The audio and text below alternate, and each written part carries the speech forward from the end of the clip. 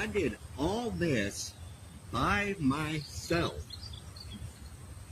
15 minutes. And I only set the tent up one time.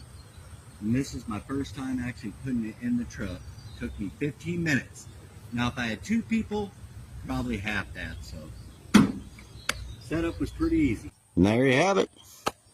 Breakdown took me maybe 5 minutes.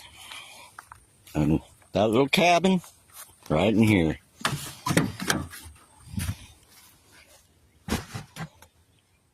Good deal.